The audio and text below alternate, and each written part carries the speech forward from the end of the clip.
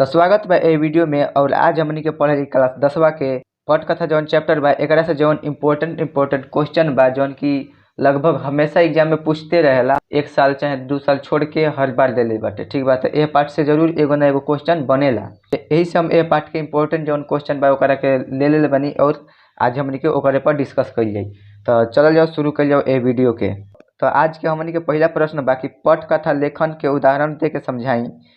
चाहे मतलब ई एगो क्वेश्चन पूछ सकेला कि पटकथा लेखन के उदाहरण दे के समझाई, चाहे ई भी कह सकेला कि पटकथा के कौनो उदाहरण पेश करी। तो हमनी के लिखे के बा उत्तर में। तो हम गंगा मैया पियरी चढ़ेबो जौन फिल्म बा भोजपुरी के पहिलका फिल्म, ओकरे उदाहरण ले बनी और ओकरे आधार पर हम एक क्वेश्चन के उत्तर देतनी।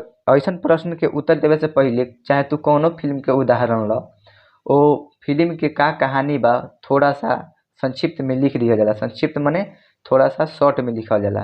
तो हमने के उत्तर ए प्रकार से बा और एक फिल्म के कहानी कुछ ए प्रकार से बा। एगो अमीर लड़का श्याम और एगो गरीब लड़की बिया जौना के नाम बा सुमित्री से प्यार हो जाता। लड़का के बाप के दहेज चाहिए और ओकर बेटा ओकर विरोध करता। ओकरा बाद लड़की के जबरन 60 साल के आदमी से बियाह तय हो जाता और जब बियाह होखता न तो संपन्न होखे से पहले ही ओकर दूल्हा का होता मर जाता। ए फिल्म में अब ई का बन गइल बिया, जवान विधवा बनला के बाद ओकरा ससुराल के ओर से ओकरा पर दुर्व्यवहार होखता। कैसे कि भाई बियाह होता और ओकर पति मर गइल। तो हमनी के समाज में देखते ही बन जा कि आजकल का बा कुछ भी हो जाता तो कार्य तो हयाइल भी नु एकरे गोड़ जब से घर में पड़ल बा तब से ई ऐसन लक्षण बा घर में ऐसन खराब काम होता। आ कोनो बढ़िया काम हो गइल तो हकर गोड़ पड़ल बा तो बहुत बढ़िया, ई बड़ी सुलक्षणी बिया, बहुलक्ष्मीनीय बिया। ऐसन हमनी के समाज में मतलब एगो बनल बाटे धारणा।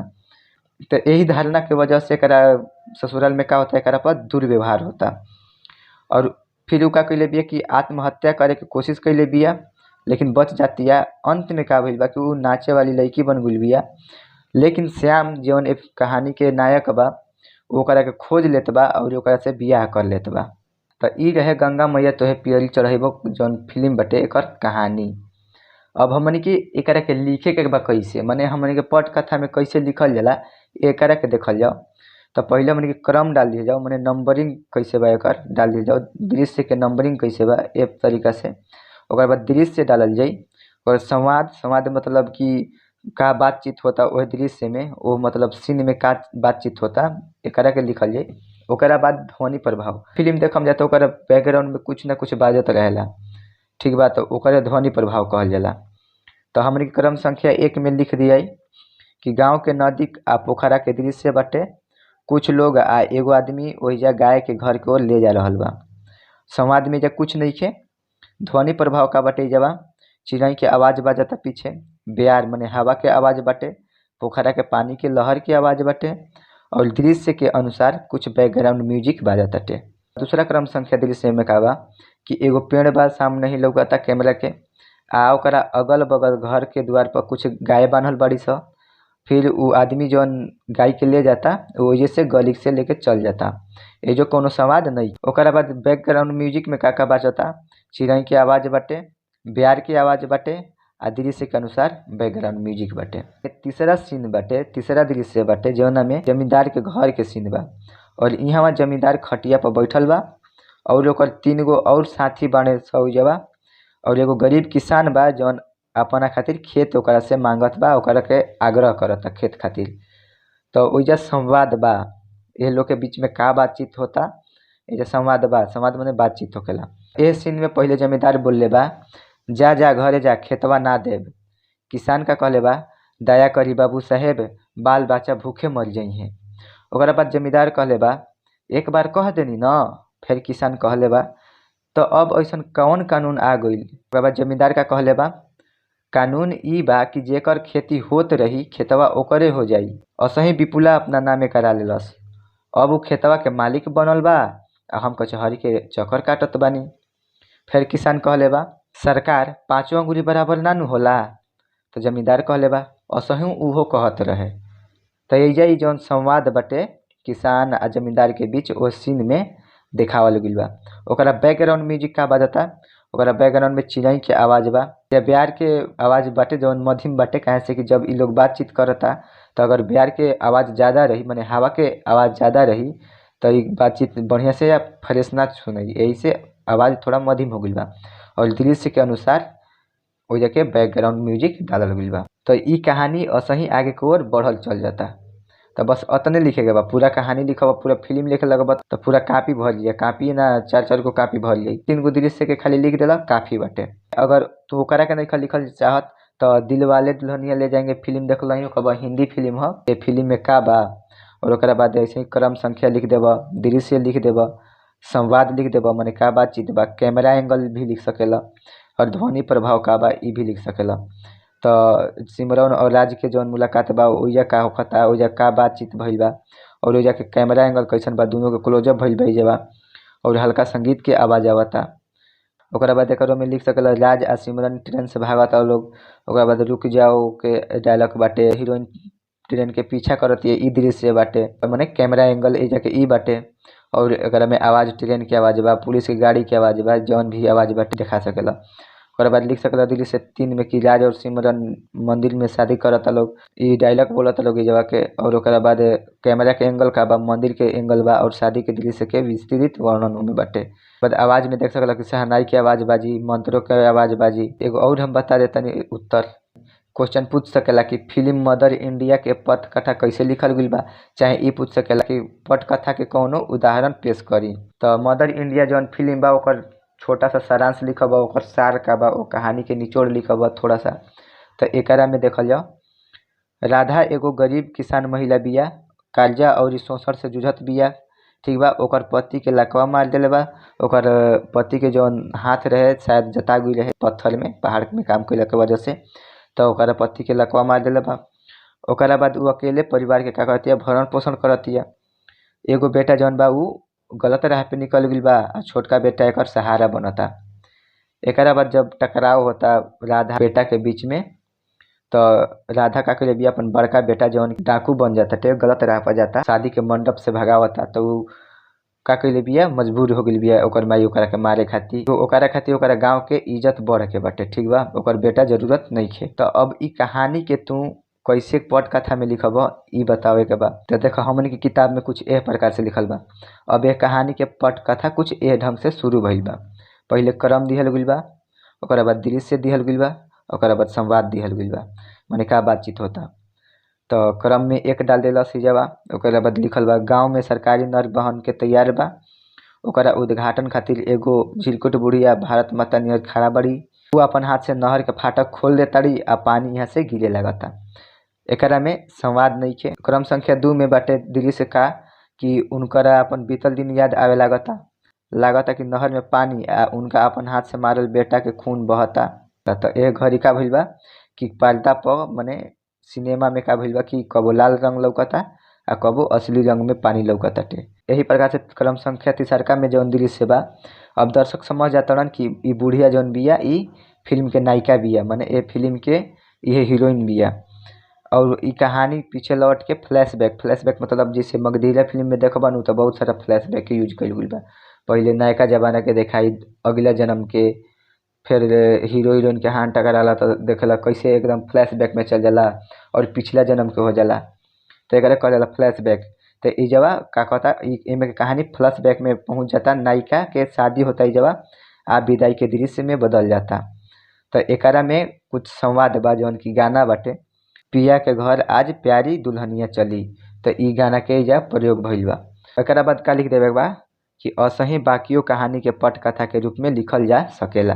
हम 3 गो पटकथा लेखन के उदाहरण देके बता देले बानी, अगर तारा जौन भी बढ़िया लागे तेवना के उत्तर तू दे दीह। एकरा बाद हमनी के दूसरा नंबर क्वेश्चन देखल जाओ, पटकथा के परिभाषा का होला। माने हम तो कबेले पटकथा कइले बानी, एकर मतलब का होला इ समझ जाओ। तो पटकथा के शाब्दिक मतलब होला पर्दा खातिर कहानी चाहे कथा। पटकथा कोनो फिल्म चाहे टीवी सीरियल खातिर लिखल कहानी ह, जेवना में दर्शन खातिर दृश्य, संवाद, कैमरा के एंगल, साउंड इफेक्ट आ अउरी सब निर्देश के विस्तार से वर्णन कइल जाला। तो पटकथा का होला उ मतलब पर्दा खातिर माने फिल्म खातिर कथा होखेला जेना में सब निर्देश लिखल रहेला कि कैसे कैमरा के एंगल रही, का ओइजा बातचीत रही, कैसन दृश्य रही, का साउंड इफेक्ट रही और भी बहुत सारा जो निर्देश बाटे उ सब लिखल रहेला, ओकरे कहल जाला पटकथा। पटकथा में कहानी कैमरा के नजरिया से देखावल जाला। कहानी के ओह तरीका से लिखल जाला कैमरा कैसे ओकरा कहानी के कैप्चर करता, उ कैसे लौकी जब फिल्म पे आई यानी जब टीवी पे आई, जब पर्दा पे आई तो उ कैसन लौकी, ए दोनों के बीच के सामंजस्य से बैठा के तब एकरा के लिखल जाला। पटकथा लेखक के कहानी के दृश्य आ सीक्वेंस में का कइल जाला तोड़े के पड़ेला ओकरा के।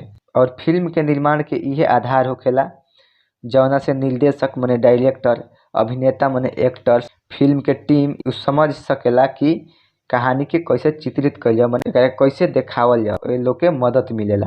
अगर बात कइल जाओ पटकथा लिखे के, तो एकरा के 4 बार लिखल जाला। पहिले तो पटकथा लेखक लिखी माने जा फिल्म के कहानी के लिखता उ अपना सब सोच के दिमाग लगा के लिख लेलस। ओकरा बाद कैमरामैन भी ओकरा के तरेला, उ अपना हिसाब से देखेला कैसन ए कहानी में कैसे बदलाव करे के बा, कैसे क्लोजअप करे के बा, कहाँ से चेहरा देखावे के बा, तो उ अपना हिसाब से पटकथा के लिखेला। निर्देशक माने डायरेक्टर होखेला, तो ओकरा में डायरेक्टर भी अपना हिसाब से करेला, लाइट कैसे रही, एजा अभिनेता चाहे अभिनेत्री माने एक्टर कैसे काम करी, इ सब मिला जुला के तीसरका बार लिखेला। चौथा में एडिटर लिखेला जौन फिल्म के एडिट करेला, ओकरा में सब साउंड बैठावल जाओ, जगह जगह पर ढिसुम ढिसुम घोड़ा इ सब के आवाज लागी। अब हर चीज के एडिटिंग होई, ओइजा फ्लैशबैक के एडिटिंग होई, हर चीज के एडिटिंग होई, कैसे एडिट करे के बा, तो ओकर पर एगो पटकथा लिखाला।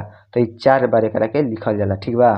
हमनी के तीसरा नंबर क्वेश्चन बा पटकथा लेखन में कौन गुण होखे के चाही। हमनी के एकर उत्तर एह प्रकार से देम जा कि पटकथा लेखन में इ गुण होखे के चाही कि लेखक कैमरा के आँख से पर्दा पर घटे वाली घटना के कल्पना लेखन करत खानी करत जाए। माने कि पटकथा के लिखता एह प्रकार से कहानी के लिखे कि ओकरा लागे नु कि हम कैमरा से लिखतानी, कैमरा के दृष्टि से लिखता। एकरा के विजुअलाइजेशन कहल जाला, ठीक बा। एकरा अलावे भाषा पर बढ़िया कमांड होखे के चाही, संवाद लेखन में कौशल होखे के चाही, माने बातचीत कैसे होखी का ज्ञान रहे के चाही। अगर बढ़िया ना ओकरा में बातचीत रही तो आदमी देखी ना, तो इस सब चीज के कौशल रहे के चाही पटकथा लेखक में, और ये सब गुण वो पटकथा में रहे के चाही। चरित्र चित्रण भी बहुत निमन से करे आवे के चाही कि गुंडा के कैसन रोल रही, उ का पेनी, ओकर पोशाक का रही, ओकर मोछ कैसे रही, ओकर बार कैसे रही, ओकर आँख कैसे रही, ओकर भौं कैसे रही, हीरो के कैसन रही, कौन ड्रेस पहनी है सीन में, कौन ड्रेस है सीन में पहनी, हीरोइन का पहनी, गुंडा पहनी, हीरो के माई, हीरो के बहिन, हर चीज के पात्र के जौन बा ओकर के बहुत निमन से चित्रण करे आवे के चाही। ओकरा बाद लिखल बा फिल्म निर्माण के तकनीकी समझ पटकथा लेखन में सहायक होला। माने कि फिल्म निर्माण में का कैमरा लागेला, लाइट लागेला, बहुत सारा चीज लागेला, सेट लागेला, तो हर चीज के ओकरा ज्ञान रहे के चाही। अगर बात कइल जाओ पटकथा लेखन के, तो एकर कोनो तरीका निर्धारित नइखे। लेखक अपना सुविधा आ हुनर से अलग अलग तरीका से लिखेला, ठीक बा। जैसे सत्यजीत राय जौन रहन उ चित्रकारी के माध्यम से ओकरा के लिखत रहन, मृणाल सेन जौन रहन उ फोटोग्राफी के माध्यम से लिखत रहन। तो हर लेखक अपना अपना सुविधा के अनुसार लिखेला।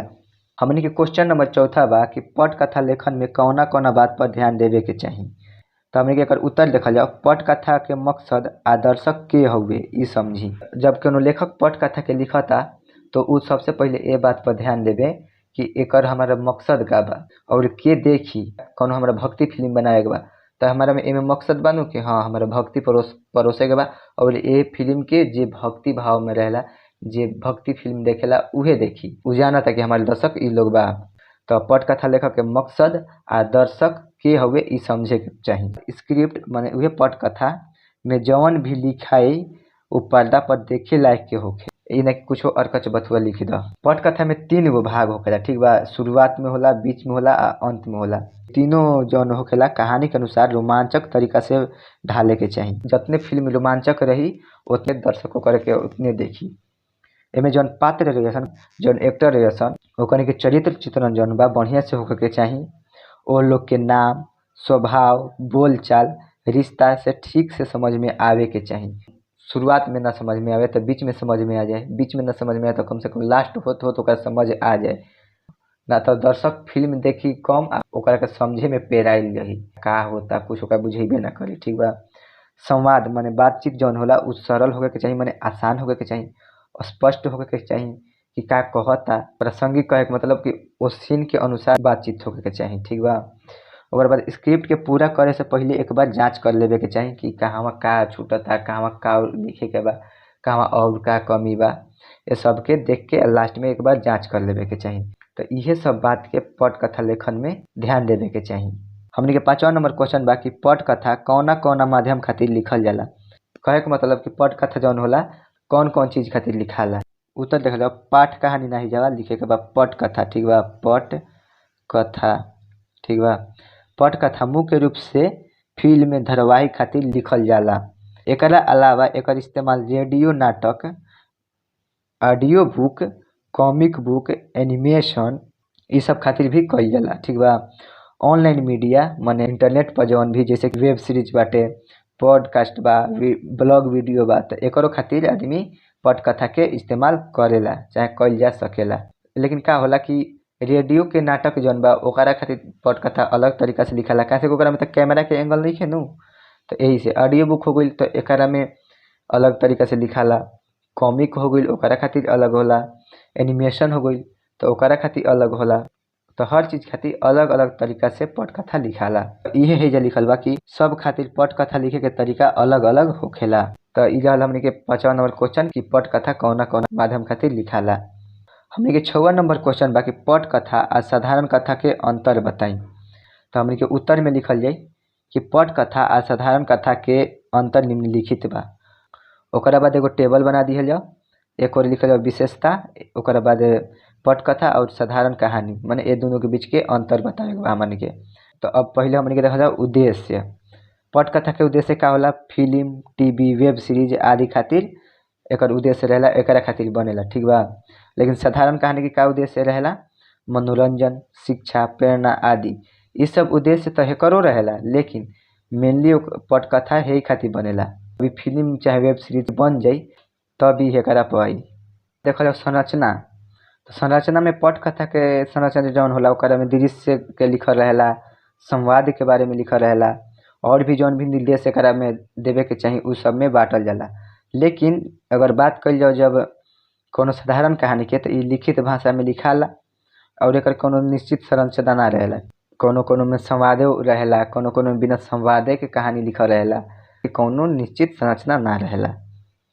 ओकर बाद दृश्य के बात कइल जाओ तो दृश्य के विवरण रहेला एकरा में, कैमरा के कोण का रही, कैमरा कैसे सीन के कैप्चर करी, ध्वनि के प्रभाव का रही, जे कौन ध्वनि बाजी, जे कौन म्यूजिक बाजी, इ सब शामिल रहेला।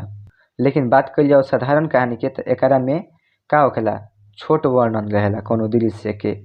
वहाँ पर एक जंगल था, किनारे पर हिरन चल रही थी, नदी बह रही थी। तो साधारण कहानी में का होला, छोटा छोटा वर्णन रहेला चाहे नाहियो रहेला। अगर बात कइल जाओ पाठक माने पढ़े वाला के कि के एकरा के पढ़ेला, तो पटकथा के पढ़ेला, निर्देशक पढ़ेला, जे डायरेक्टर रहेला उ पढ़ेला, अभिनेता पढ़ेला, एक्टर पढ़ेला माने कि कैमरामैन पढ़ेला, एडिटर पढ़ेला जोना के संपादक कहनी जा हमनी के, तो सब केहू पढ़ेला। लेकिन एकरा के पाठक कहे के मतलब कि केहू पढ़ेला जेकरा किताब पढ़े आवे के चाही, एकर नॉर्मली सब केहू पढ़ेला, ठीक बा। उदाहरण के बात कइल जाओ तो पटकथा के उदाहरण हमनी के किताबों में दिहल गइल बा। मदर इंडिया के पटकथा, अगर हमनी के उदाहरण देखी जा नॉर्मल कहानी के माने साधारण कहानी के, तो पंचतंत्र के कहानी वगैरह जौन बाटे इ सब साधारण होखेला। इ रहल हमनी के 6वां प्रश्न, जौना में हमनी के पटकथा आ साधारण कथा के बीच में अंतर देखनी जा। हमनी के 7वां नंबर क्वेश्चन बा कि पटकथा लिखे के विभिन्न फिल्मकारन के उदाहरण दे के समझाई। माने कि पटकथा कैसे लिखाला और फिल्मकार जौन बाटे उ एकरा कैसे लिखेला, माने पटकथा के कैसे लिखेला, एकरा के उदाहरण देके हमनी के समझावे के बा। तो उत्तर देख लिया जाओ, पटकथा लेखन फिल्म निर्माण के रीढ़ होला, माने एकरे पर पूरा फिल्म टिकल रहेला। एकरा के लिखे के कोनो तय तरीका नइखे। अलग अलग फिल्मकार जौन बाने चाहे फिल्म निर्माता जौन बाने अपना सुविधा चाहे हुनर के अनुसार अलग अलग तरीका के इस्तेमाल करेलन। जैसे सत्यजीत राय के बात कइल जाओ जौन की उदाहरण हमनी के किताबों में दिहल गइल बा, तो इ चित्रकार होखला के नाते चित्रकला के माध्यम से फिल्म के पूरा पटकथा तैयार करत रहले और ओकरा बाद फिल्म निर्माण करे से पहिले उ चित्र के आधार पर पटकथा लिखत रहलन। बात करियो मृणाल सेन, इनकरो हमनी के उदाहरण किताब में दिले बा। तो इ कैमरामैन से खूब फोटोग्राफी करावत रहले, ओकरा बाद उ फोटोग्राफी के यूज क के पटकथा तैयार कर देते रहलन। उ पटकथा धीरे धीरे देखला के बाद का करते रहन ओकरा के तैयार कर देते रहन। ऋषिकेश मुखर्जी के बात कल जाओ, ये एगो फिल्मकार हमें, तो ये अपना फिल्म के कहानी जो रहेला उ सरल मने आसान आ सहज रखेले। इस संवाद यानी कैरेक्टर के बीच, पात्र के बीच का बातचीत होता ओकरा पर खासा ध्यान देवेले। गुलजार के बात कल जाओ तो उ अपना फिल्म में गीतन पर खास महत्व देवेलन और इस सैकड़न किताब मने बहुत सारा किताब पढ़ेलन और फिर ओकरा आधार पर का करेलन पटकथा लिखेलन। ओकरा पर मतलब बहुत ज़्यादा उ अपन शोध करेलन, ओकरा खूब बढ़िया से पढ़ी। इनका फिल्म में सबसे ज़्यादा ऐतिहासिक विषय पर का होखेला पटकथा जौन आधारित होला। तो ऐतिहासिक विषय पर जौन इनकर पटकथा रहेला ओकरा के बारे में खूब बढ़िया से पढ़ेलन, तब न जाके ओकरा पर कहानी लिखिहन, ओकर पटकथा लिखिहन। और बात कल जाओ विशाल भारद्वाज के, ये अपना फिल्म में का करेलन सामाजिक मुद्दा उठावेलन और इनकर संवाद में गहराई आ दम रहेला। तो ये कुछ फिल्मकार हम लोग जौन अपन अपन तरीका से का करेला लोग पटकथा लिखेला लोग। हमनी के ए वीडियो के लास्ट क्वेश्चन बा कि कैमरा के आँख से लिखे के पीछे का मतलब बा। अतना देर से कहतन कि कैमरा के नज़रिया से लिखल जाला, कैमरा के नज़रिया से लिखल जाला, लेकिन कैमरा के नज़रिया से काहे के मतलब का बा, यह बात के हमनी के समझे के बा कि कैमरा के नज़रिया से पटकथा लिखे के मतलब होला कि पटकथा लेखक जौन होखेलन उ कहानी के ऐसे लिखस जैसे कि उ कैमरा के लेंस से देखत होखे। पटकथा लेखक के कहानी के दृश्य, संवाद आ एक्शन के कल्पना वैसे ही करे के चाही, चाहे करे के पड़ी जैसे कि उ पर्दा पर लौकी। पर्दा पर का लौकी, कौन सीन लौकी, कौन किरदार के साथे लौकी, किरदार कैसे लौकी है, उनकर वेशभूषा का रही, पात्रन के बीच के संवाद जौन बा बातचीत होखी उ का होखी, बैकग्राउंड में का होई, लोकेशन पे का होई, कौना एंगल से शॉट चाहे कैमरा के सीन के कवर कइल जाई, स्क्रीन पर कौन एक्शन लौकी आदि। तो इ सब के कैमरा के दृष्टि से अपन विजुअलाइजेशन करेला। एह तरह से लेखक पूरा कहानी के विजुअलाइजेशन करके आ पर्दा खातिर तैयार करेला। एह वीडियो में इतना ही, फिर हमनी के मिलली अगला वीडियो में। तब तक तू पढ़त रह और एग्जाम के तैयारी करत रह। धन्यवाद।